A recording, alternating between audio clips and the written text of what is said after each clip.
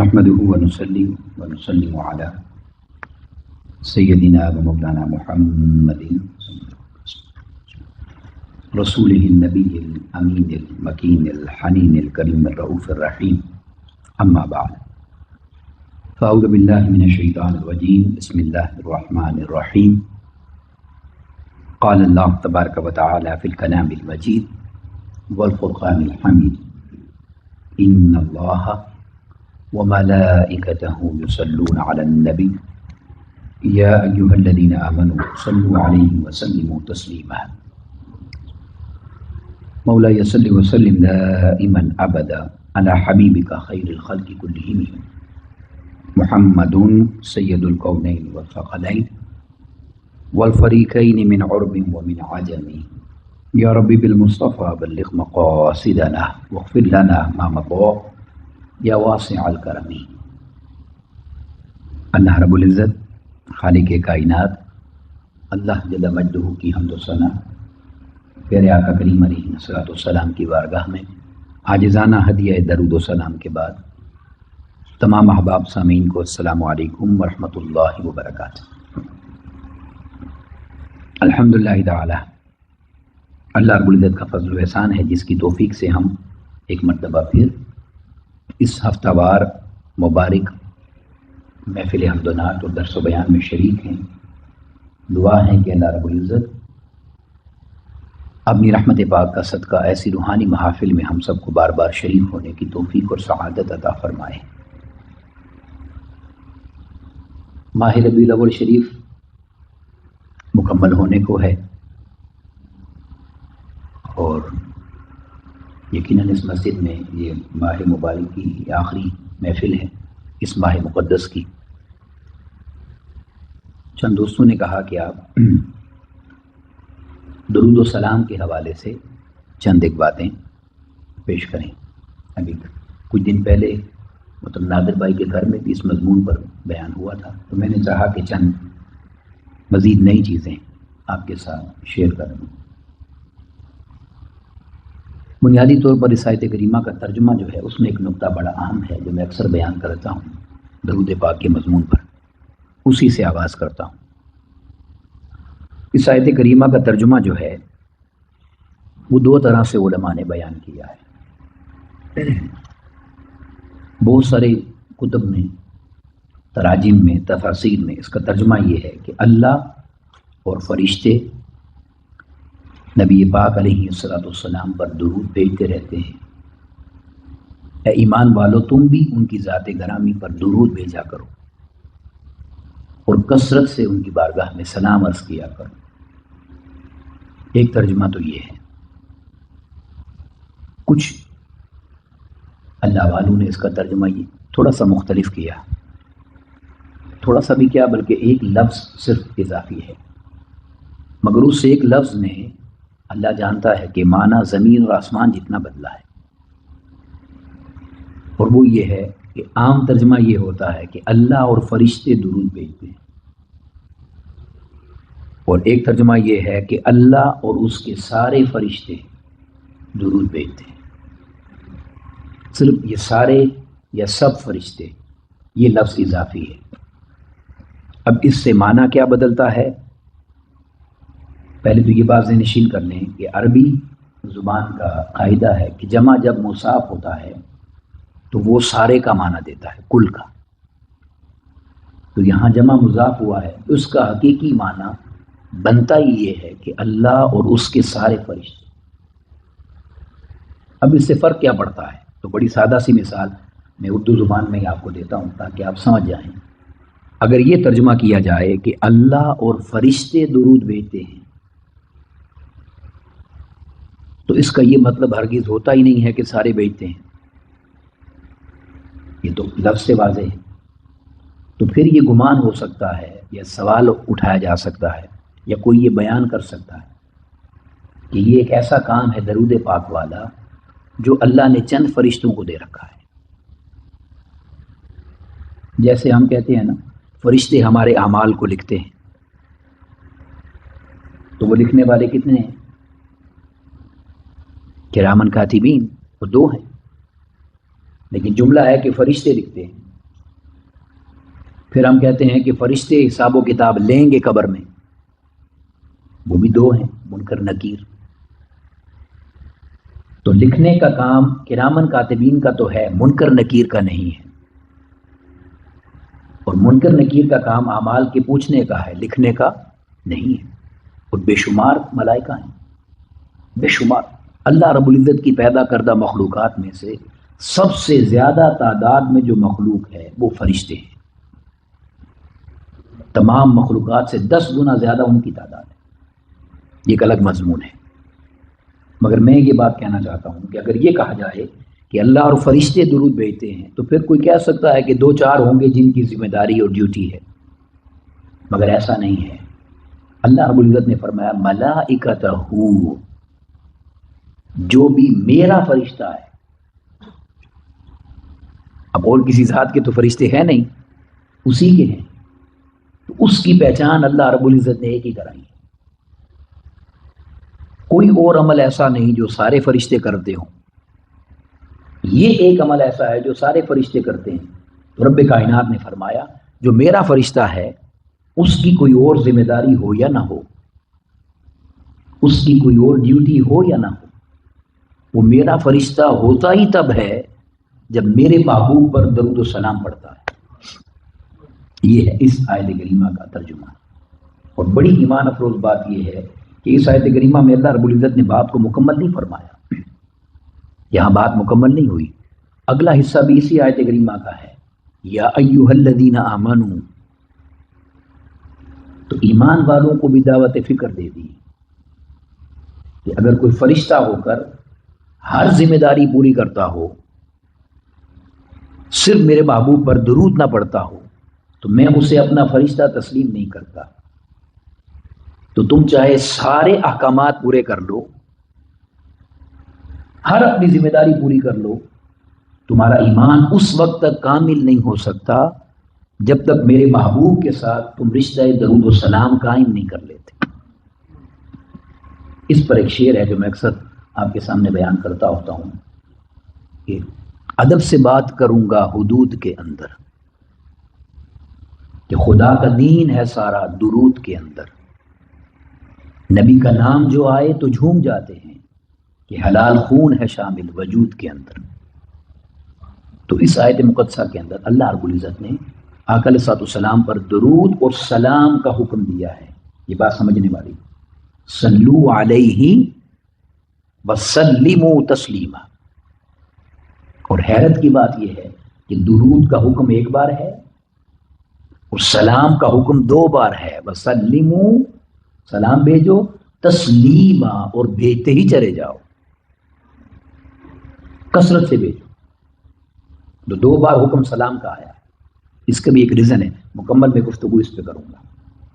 اب جو نئی چیز ہے بیان کرنے والی اس آیت کریمہ کے حوالے سے، اس مضمون کے حوالے سے، جب یہ آیت کریمہ نازل ہوئی نا تو سیدنا صدیق اکبر رضی اللہ تعالیٰ عنہ آقا علیہ الصلوۃ والسلام کی بارگاہ میں حاضر ہوئے،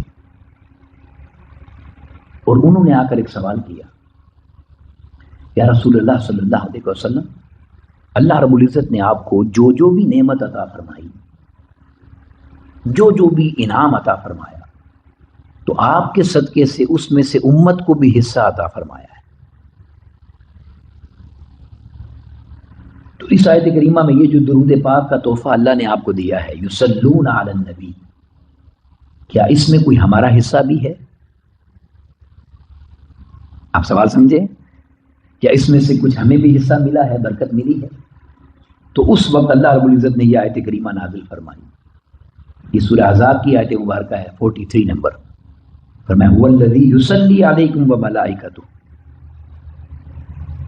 کہ وہ اللہ کی ذات اور اس کے فرشتے تم پر درود بھیجتے ہیں، یصلی علیکم، تم پر درود بھیجتے ہیں، لیخرجکم من الظلمات الی النور، تاکہ اس درود اور رحمت کے صدقے سے وہ تمہیں گمراہی سے نکال کے نور کی طرف لے آئیں۔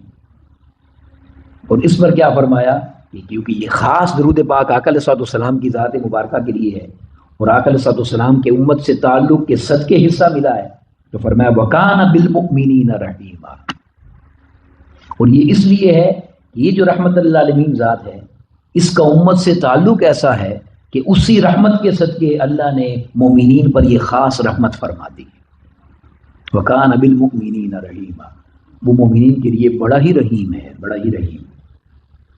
یہ یعنی اس کا مطلب وہ ہے، وہ جو ہم پڑھتے ہیں نا، ایک بار درود پڑھیں تو اللہ رب العزت 10 مرتبہ رحمت نازل کرتا ہے، 10 گناہ معاف کرتا ہے، 10 درجات بلند کرتا ہے. وہ یہ اس کا مطلب یہ ہے.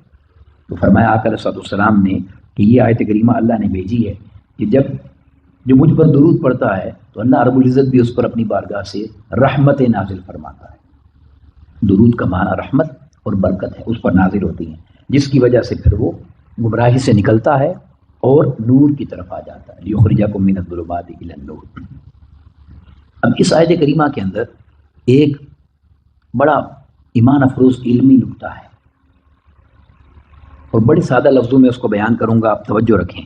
بڑی ایمان افروز چیز ہے، اور وہ یہ ہے کہ عربی زبان میں، عربی لغت میں جب بھی کوئی عبارت لکھی جاتی ہے، کوئی جملہ لکھا جاتا ہے، تو وہ جملہ 2 طرح کا ہوتا ہے. کتنی طرح کا؟ بولیے. 2 طرح کا ہوتا ہے. اب یہ لفظ مشکل ہیں مگر میں بڑا آسان کر کے آپ کے سامنے بیان کر دوں گا. یا وہ جملہ فعلیہ ہوتا ہے یا اسمیہ ہوتا ہے. کیا ہوتا ہے؟ فعلیہ یا اسمیہ. فعل کہتے ہیں کسی کام کو، کوئی بھی کام، اٹھنا بیٹھنا چلنا پھرنا، کھانا پینا سونا بات کرنا ہنسنا، کوئی بھی کام، یہ فعل ہوتا ہے. اور اسم نام ہوتا ہے، کوئی بھی نام. تو یہ جملہ فعلیہ اور اسمیہ کی پہچان یہ ہے کہ جو جملہ کام سے شروع ہو نا، جس کے شروع میں کام ہو، وہ کام والا جملہ یعنی فعلیہ ہوتا ہے. اور جس کے شروع میں نام ہو وہ جملہ اسمیہ یعنی نام والا جملہ اسمیہ ہوتا ہے. آپ سمجھ گئے؟ بس سادہ سی بات، یا کام والا جملہ یا نام، فعلیہ یا اسمیہ. بس یہاں تک مشکل تھی بات. اب آگے دیکھیں. جب کوئی فعل ہوتا ہے نا، کام، تو وہ کام کسی نہ کسی زمانے میں ہوتا ہے. ماضی، اب اردو زبان میں ماضی، حال، مستقبل 3 ہمارے زمانے ہیں، پریزنٹ، پاسٹ، فیوچر. عربی زبان میں 2 ہیں، پاسٹ اور مضارع، ماضی اور مضارع. اس میں جمع یعنی حال و مستقبل جمع ہوتا ہے، مگر عربی زبان میں 2 ہیں. تو بہرحال اگر ہم فعل کی بات کریں تو وہ کسی زمانے میں ہوتا ہے. جیسے آپ دیکھیں، میں ایک جملہ آپ کے سامنے بیان کرتا ہوں کہ مجھ سے پہلے نعت خوانی ہو رہی تھی، یا رحمانی صاحب نے نعت پڑھی، تو اس وقت تو نہیں پڑھ رہے نا، وہ بات ماضی کی ہو گئی. یا محفل ختم ہوگی تو نماز عشاء پڑھیں گے، تو مستقبل کی بات، وہ بھی ابھی نہیں ہے. تو کوئی زمانے میں جب کوئی جملہ آ جائے گا تو وہ خاص ہوگا، وہ ہمیشہ نہیں ہوگا. یا وہ ماضی میں ہوا ہوگا، یا حال میں، یا مستقبل میں. یہ جملہ فعلیہ ہے. اور جب جملہ اسمیہ آ جائے اس پر زمانے کی قید نہیں ہوتی. یعنی آپ کا جو بھی نام ہے نا، اسم، وہ کل بھی آپ کا وہی نام تھا، آج بھی آپ کا وہی نام ہے، کل بھی وہی ہوگا، قیامت کے دن بھی اسی نام سے پکارے جائیں گے. تو جملہ اسمیہ زمانے کا محتاج بولیں نہیں ہوتا. اب اس آیت کریمہ کو دیکھیں.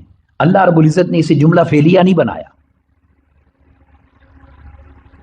یہ فعل سے شروع نہیں ہوا تاکہ کوئی یہ کہہ ہی نہ سکے کوئی خاص وقت ہے جب اللہ درود پڑھتا ہے. اس نے اسے جملہ اسمیہ سے شروع کیا. اور اسم بھی کائنات کا سب سے بڑا اسم اللہ، اس کا اسم ذات. ان اللہ، پہلے ان شرطیہ ہے، وہ بھی زور دینے کے لیے آیا ہے کہ اس میں شک ہی کوئی نہیں ہے. اب اللہ اس میں گرامی آ گیا. تو اس کا مطلب کیا ہوا کہ اسم، یہ جملہ اسمیہ ہوا. اللہ رب العزت نے پیغام یہ دیا ہے کہ تم اگر جاننا چاہتے ہو کہ میں کس زمانے میں اپنے محبوب پر درود پڑھتا ہوں یا پڑھوں گا یا پڑھتا تھا، تو اسم کو دیکھو. جب سے یہ اسم ہے اس وقت سے میں اپنے محبوب پر درود پڑھتا ہوں، اس وقت سے. اب وہ کب سے ہے؟ وہ تو ہمیشہ سے ہے، اس کی نہ کوئی ابتدا ہے نہ کوئی انتہا ہے. تو گویا اس نے کہا محبوب آپ کے درود و سلام کی فضیلت کا عالم یہ ہے کہ میری عبادت، اب غور سے سنیے گا، اللہ کی میری عبادت تب شروع ہوئی جب مخلوق آئی. تو میں نے اپنی عبادت کی ابتدا بھی رکھی، اور میری عبادت ختم ہو جائے گی جب مخلوق ختم ہوگی، جب وہ کہے گا لمن الملک اليوم، ہے کوئی آج میرے سوا؟ للہ الواحد، کوئی نہیں ہے، کوئی آواز نہیں آئے گی۔ تو میری عبادت کی ابتدا بھی ہے اور میرے ذکر اور عبادت کی انتہا بھی ہے، مگر محبوب آپ کے ذکر کو ورفعنا لک ذکر کے صدقے وہ عظمت عطا کر دی کہ آپ کے ذکر کی نہ کوئی ابتدا ہے نہ کوئی انتہا ہے۔ میں جب سے ہوں میں آپ پر درود پڑھتا ہوں، میں جب تک رہوں گا میں آپ پر درود پڑھتا ہی رہوں گا، صلی اللہ علیہ وسلم، پڑھتا ہی رہوں گا۔ تو جملہ اسمیہ نے اس کو یہ شان عطا کی۔ اب یہاں ایک بڑی لطیف بات کہنا چاہتا ہوں، اس کو ذرا توجہ سے سنیے، اور وہ لطیف بات یہ ہے کہ دیکھیں اس وقت، آج یہ جو وقت ہے، اس وقت آپ سے سوال کرتا ہوں کہ اللہ اس وقت آقا علیہ الصلوۃ والسلام پر درود بھیج رہا ہے یا نہیں؟ بولیے، وہ تو ایک لمحہ بھی خالی نہیں ہوتا نا، بھیج رہا ہے۔ اب سوال یہ پیدا ہوتا ہے کہ کس پر بھیج رہا ہے؟ کیا وہ مدینہ طیبہ پر بھیجتا ہے؟ کیا وہ گنبد خضرا پر بھیجتا ہے؟ کیا وہ آقا علیہ الصلوۃ والسلام کی سنہری جالیوں پر بھیجتا ہے؟ کیا وہ مواجہ شریف پر بھیجتا ہے یا قبر انور پر؟ نہیں، اس نے کہا یصلون علی النبی، تو وہ اس لمحہ بھی ذات محمد مصطفیٰ صلی اللہ علیہ وسلم پر درود بھیج رہا ہے۔ تو اللہ کا درود بھیجنا یہ بتاتا ہے کہ وہ آج بھی موجود ہے۔ آقا علیہ الصلوۃ والسلام کی حیات طیبہ یہ قرآن مجید کی سب سے بڑی دلیل ہے جو آقا علیہ الصلوۃ والسلام کی حیات طیبہ کی ہے۔ میں مثال سے آپ کو سمجھا دوں، اب تو وہ وقت نہیں رہا، آپ کو یاد ہوگا ہم جب چھوٹے عمر میں تھے تو خط لکھتے تھے، اب تو میسیج ہیں یا پارسل بھیجتے ہیں نا، خط لکھتے تھے۔ تو کیا کبھی آپ نے کسی ایسے علاقے میں خط لکھا جہاں آپ کا کوئی نہ؟ بولے، آپ وہیں خط لکھتے ہیں یا پارسل بھیجتے ہیں جہاں آگے کوئی ریسیو کرنے والا ہوتا ہے؟ تو ذرا اندازہ تو کریں کہ میں اور آپ کسی ایسی جگہ پارسل نہیں بھیجتے جہاں کوئی ریسیو کرنے والا نہ ہو، تو کائنات کا خالق صبح و شام جو درود پاک پڑھتا ہے تو کیا آگے ریسیو کرنے والا کوئی نہیں ہے؟ تو اس کا درود بھیجنا ہی بتاتا ہے کہ محمد مصطفیٰ موجود ہیں صلی اللہ علیہ وسلم۔ اس لیے سیدی اعلیٰ حضرت مجدد دین و ملت شاہ احمد رضا رحمۃ اللہ تعالی علیہ نے فرمایا آقا علیہ الصلوۃ والسلام کی عظمت پر اور شان پر کہ تو زندہ ہے واللہ، تو زندہ ہے واللہ، میری چشم عالم سے چھپ جانے والے۔ اب یہ جو بات میں نے آپ کو یہ نقطہ بتایا ہے نا، یہ نقطہ میں نے اس میلاد پاک میں بیان کرنا تھا مگر وقت نہیں آیا، اس محفل میں شکر آیا ہے۔ تو یہ نقطہ جو ہے جو میں نے آقا علیہ الصلوۃ والسلام کے درود پاک کا، یہ آقا علیہ الصلوۃ والسلام کے نام سے بھی ثابت ہے۔ کس سے؟ بولیں، حضور کے نام مبارک سے بھی ثابت ہے۔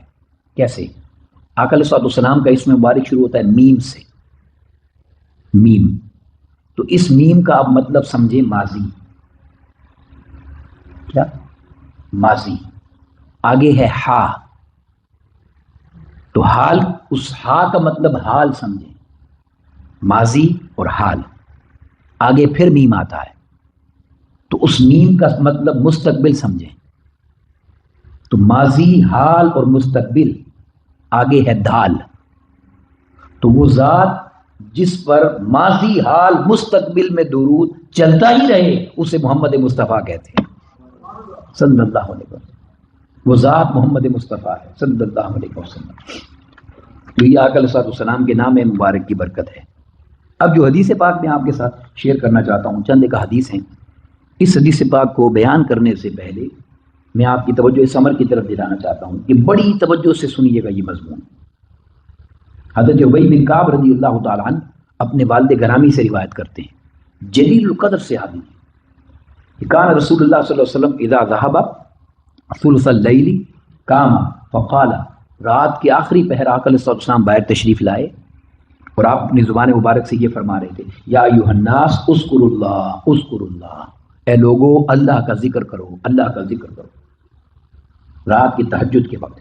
اور یہ کہتے ہوئے آپ تشریف لے جا رہے تھے، وہ فرمایا جاءت الراجفہ، پھر آقا علیہ السلام فرما رہے تھے ہلا دینے والی قیامت آ گئی، یعنی قیامت آنے والی ہے، تتبعها الرادفہ، اس کے پیچھے ایک اور زلزلہ آئے گا جو ہلا دینے والا ہوگا۔ یعنی یہ الفاظ آقا علیہ السلام فرما رہے ہیں، جاء الموت بما فیہ، جاء الموت بما فیہ، موت اپنی سختیوں کے ساتھ آ گئی آ گئی آ گئی۔ خالصتاً خشیت کا مضمون ہے، موت، قیامت اور آخرت کا ذکر آقا علیہ السلام فرما رہے ہیں۔ اب صحابی نے جب یہ بات سنی، قال ابی، حضرت ابی بن کعب کہتے ہیں کہ انہوں نے یہ کہا، یا رسول اللہ صلی اللہ علیہ وسلم، اب آپ ذرا توجہ سے سنیں، پھر کہتا ہوں اگلی بات کہنے سے پہلے، اگر یہ مضمون چل رہا ہو کہ موت آ گئی، قیامت آ گئی، گرفت آ گئی، عذاب آ گیا، ڈر و آخرت سے، تو اس موقع پر انسان کو کیا کہنا چاہیے؟ توبہ آخرت معافی کی بات کرنی چاہیے نا۔ تو صحابہ کا ایمان اور عقیدہ دیکھیں، وہ آقا علیہ السلام سے کہتے ہیں، یا رسول اللہ صلی اللہ علیہ وسلم انی اکثر الصلاۃ علیک، یا رسول اللہ صلی اللہ علیہ وسلم آپ جو فرما رہے ہیں بالکل حق ہے، مگر اس قیامت کی سختی، موت کی سختی، تکلیف، زلزلوں سے بچنے کے لیے میرا ایک ہی وظیفہ ہے، میں کثرت سے درود پڑھتا رہتا ہوں۔ اب آگے کیا ہوا وہ بتانے سے پہلے ایک بات کہوں، آقا علیہ السلام نے بھی نہیں فرمایا کہ میں آخرت کی باتیں کر رہا ہوں تو درود کی بات کر رہا ہے، نہیں کہا، کیونکہ حق یہی تھا۔ اب کہتے ہیں یا رسول اللہ صلی اللہ علیہ وسلم اب میں کرتا تو ہوں، میرا وظیفہ یہی ہے، آخرت، دوزخ، عذاب، جہنم، قبر، موت سے بچنے کا میرا وظیفہ درود ہی ہے۔ اب آپ سے یہ پوچھنا چاہتا ہوں، فَكَمْ أَجْعَلُ لَكَ مِنْ صَلَاتِي، آپ مجھے یہ بتائیں کتنا پڑھوں کہ ہر مشکل کے لیے کافی ہو جائے؟ یہ صحابی پوچھ رہے ہیں آقا علیہ السلام سے۔ واہ، تو آقا علیہ السلام نے فرمایا، قال ما شئت، تو جتنا چاہے پڑھ، اس کی کوئی تعداد تھوڑی ہے، جتنا چاہے پڑھ۔ انہوں نے کہا قلت الربع، یا رسول اللہ صلی اللہ علیہ وسلم میں جب اللہ کا ذکر کرتا ہوں، دعا کرتا ہوں، تو میں چوتھا حصہ جو ہے وہ درود پڑھتا ہوں، ایک حصہ، 4 حصے اگر کریں، 3 حصے دعا ذکر کرتا ہوں، تو کیا یہ میرے لیے کافی ہے؟ اتنا میرے لیے کافی ہے؟ تو آقا علیہ السلام نے فرمایا فَإِن زِدْتَ فَهُوَ خَيْرٌ لَكَ، اگر تو اس کو بڑھا لے تو یہ تیرے لیے بہتر ہے، اگر تو بڑھا لے تو بہتر ہے۔ تو انہوں نے کہا قلت والنصف، میں نے کہا یا رسول اللہ صلی اللہ علیہ وسلم آدھی دعا کا حصہ درود کر لوں، نصف آدھا درود کر لوں، آدھی دعا کر لوں؟ آقا علیہ السلام نے پھر یہی فرمایا فَإِن زِدْتَ فَهُوَ خَيْرٌ لَكَ، مرضی تیری ہے، ما شئت، مگر لیکن فَإِن زِدْتَ فَهُوَ خَيْرٌ لَكَ، اگر تو بڑھا لے تو بہتر ہے۔ اب وہ کہتے ہیں یا رسول اللہ قلت فالثلثین، تو 3 حصے میں آپ کا درود کر لوں اور ایک حصہ دعا کر لوں، کیا اتنا کافی ہے؟ تو آقا علیہ السلام نے فرمایا ما شئت، مرضی تیری ہے، مگر فَإِن زِدْتَ فَهُوَ خَيْرٌ لَكَ، اگر تو اس کو بڑھا لے تو یہ تیرے لیے بہتر ہے۔ اب ذرا جملہ سنیے گا صحابی کا، انہوں نے کہا یا رسول اللہ صلی اللہ علیہ وسلم اس کا مطلب تو یہ ہوا اجعل لک صلاتی کلھا، کہ جب دعا کے لیے ہاتھ اٹھاؤں کوئی دعا کوئی ذکر کروں ہی نہ، بس درود ہی پڑھوں، صرف درود ہی پڑھوں اور کوئی کام نہ کروں، آپ یہ کہنا چاہتے ہیں؟ قال، آقا علیہ السلام نے فرمایا اذن تکفا ہمک، اگر تو یہ کر لے تیرے ہر غم کا مداوع ہو جائے گا، تیری ہر پریشانی، ہر مشکل کا حل ہو جائے گا، کوئی پریشانی رہے گی ہی نہیں۔ اور یہاں تک نہیں، فرمایا وَيُغْفَرُ ذَنْبُكَ، نہ صرف یہ کہ دنیا کی پریشانیاں، آخرت کی جو پریشانیاں ہیں گناہوں کی، وہ بھی کوئی نہیں بچے گا، تیری دنیا آخرت کی بخشش کے لیے یہ درود ہی کافی ہو جائے گا۔ تو آقا علیہ السلام نے یہ فرمایا۔ اب میں یہاں ایک جملہ کہنا چاہتا ہوں، ایسا جو ہے یعنی یہ ہے تو حق، مگر سوال اگر بندہ کرے کہ آقا علیہ السلام نے معاذ اللہ دعا سے کی بجائے درود پاک اختیار کرنے کا جو فرمایا، حکمت اس میں کیا ہوگی؟ تو اس کی بے شمار حکمتوں میں سے جو ایک مجھے سمجھ آئی ہے وہ عرض کرتا ہوں۔ وہ حکمت یہ ہے، اکثر ایسا ہوتا ہے کہ ہم کوئی خاص دعا کرنا بھول جاتے ہیں، یا اکثر ایسا ہوتا ہے ہم جو مانگ رہے ہوتے ہیں وہ ہمارے لیے اچھا نہیں ہوتا۔ آپ بات سمجھ رہے ہیں؟ تو آقا علیہ السلام نے فرمایا تم کیوں اس چکر میں پڑتے ہو کہ کیا مانگنا ہے یا کیا نہیں مانگنا؟ تم ان ساری باتوں کو چھوڑو، تم دعا میں مجھے یاد رکھا کرو، بس ہر لمحہ مجھ پر درود پڑھا کرو۔ تمہارا تعلق اگر میری ذات سے ایسا جڑ گیا نا تو تمہارے ہر غم کی خبر اسے ہے، تمہاری ہر پریشانی کی خبر اسے ہے۔ اگر تم میرے ہو جاؤ گے تو وہ تمہارے ہر غم کا مداوع خود ہی کر دے گا۔ اس لیے شاعر نے یہ کہا تھا کہ سب کچھ خدا سے مانگ لیا تجھ کو مانگ کر، سب کچھ خدا سے مانگ لیا تجھ کو مانگ کر، اٹھتے نہیں ہیں ہاتھ میرے اس دعا کے بعد، اٹھتے نہیں ہیں ہاتھ میرے اس دعا کے بعد تو دعا کے اندر آقا علیہ الصلوۃ والسلام کا درود ہی پڑھا جانا، آقا علیہ الصلوۃ والسلام نے دنیا آخرت کے ہر غم کا اسے مداوع کہہ دیا ہے۔ یہی میں ایک جملہ اور کہہ دیتا ہوں، میں اکثر کہتا ہوں یہ بات، اس لیے یاد رکھ لیں جتنے وظائف بھی ہیں نا دنیا کے اندر وہ مخلوق نے بنائے ہیں، کسی مولوی پیر حضرت کسی صحابی کسی بزرگ نے بنائے ہیں نا، وہ مخلوق کے بنائے ہیں۔ ایک ہی یہ وظیفہ ایسا ہے جو خالق نے بنایا، یصلون علی النبی۔ تو اگر مخلوق کے وظیفے کام کرتے ہیں تو کیا خالق کا وظیفہ کام نہیں کرے گا؟ بولیے کیوں نہیں کرے گا؟ اور مخلوق کے وظیفے کے بھی سن لیں، روئے زمین پر کوئی شخص آپ کو درود کے بغیر وظیفہ دے ہی نہیں سکتا۔ جو بھی آپ کو وظیفہ دے گا وہ کہے گا اول آخر درود لگاؤ۔ کیوں؟ اسے پتا ہے خدا جانے وظیفہ قبول ہونا ہے یا نہیں ہونا، یہ درود خود بھی قبول ہے، یہ وظیفے کو بھی قبول کروا دے گا، اس لیے یہ وظیفہ سب سے بڑھ کر ہے۔ تو یہ حدیث بات بڑی ایمان افروز میں نے کہا آپ کے سامنے بیان کر دوں۔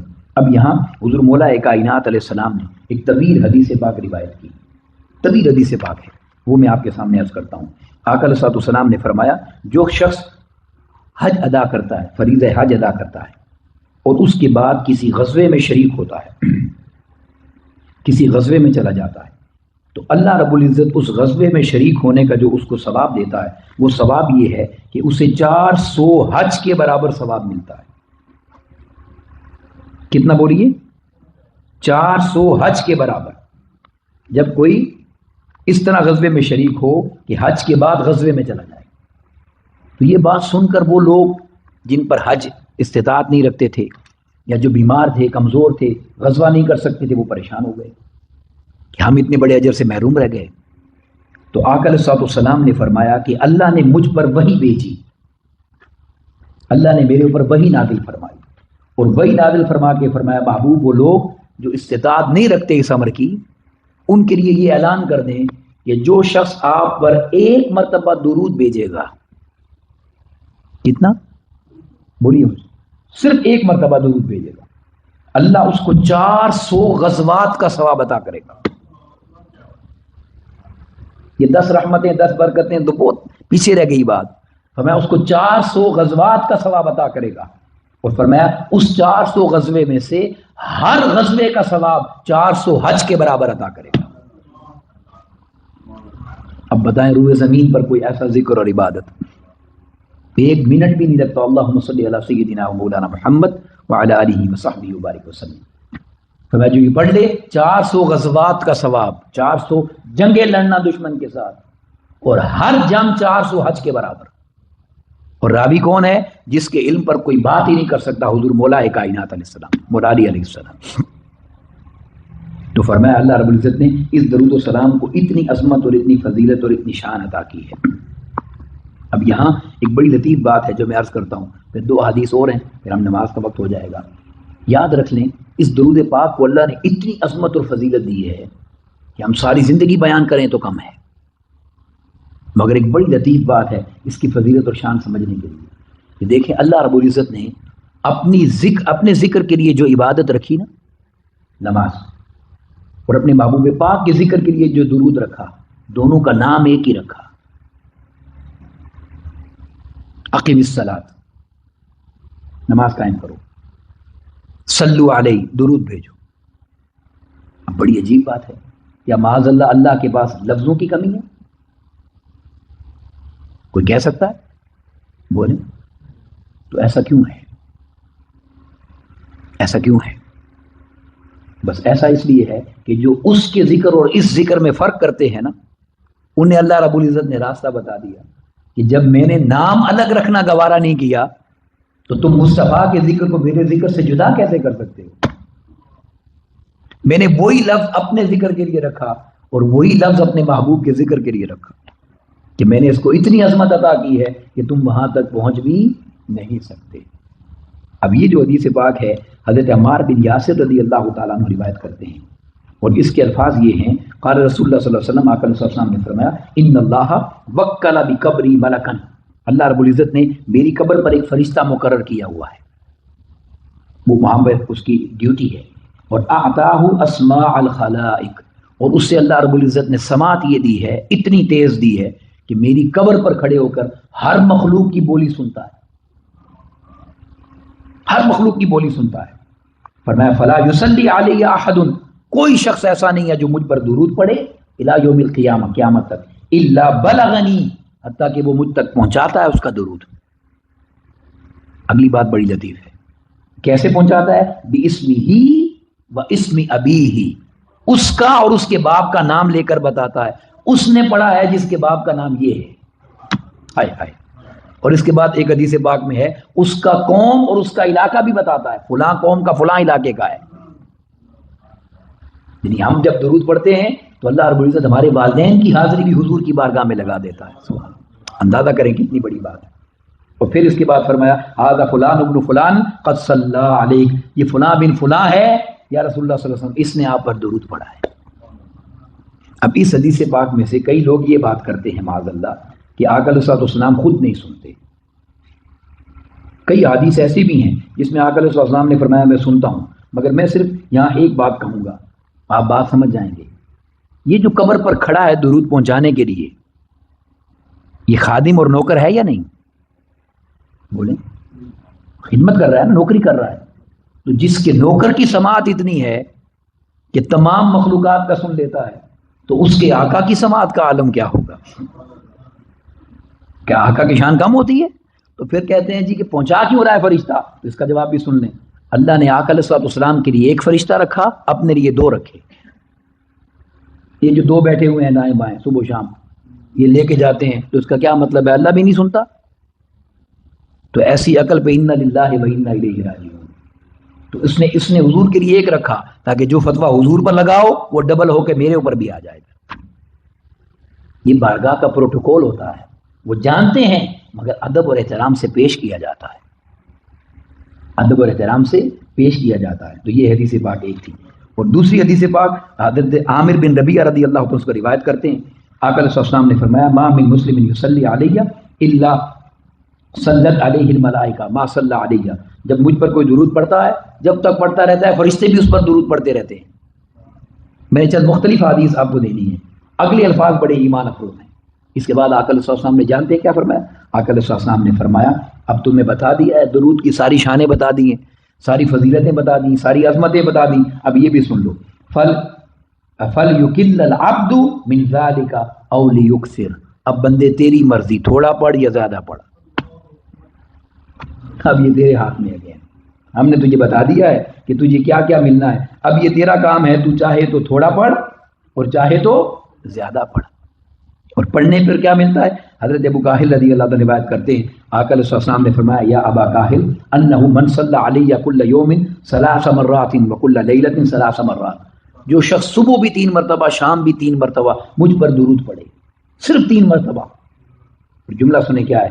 حبا بی و شوقا الیہ، ایسے بے دہانی میں نہ پڑھے، محبت سے پڑھے اور توجہ سے پڑھے، دھیان سے پڑھے، توجہ میری طرف ہو، میری طرف ہو پڑھے۔ تو فرمایا کان حقا علی اللہ، تو اللہ کی ذات اس کے ذمہ کرم پر لازم ہو جاتا ہے، وہ اپنے ذمہ کرم پر لازم کر لیتا ہے ان یغفر له ذنوبہ تلک اللیلۃ وذلک اليوم، کہ جس دن اس نے صبح 3 مرتبہ درود پڑھا اور شام 3 مرتبہ درود پڑھا، اللہ اپنے اوپر لازم کر لیتا ہے اس دن رات کا ہر گناہ اس کا معاف فرما دیتا ہے، اس دن رات کا ہر گناہ اس کا معاف فرما دیتا ہے۔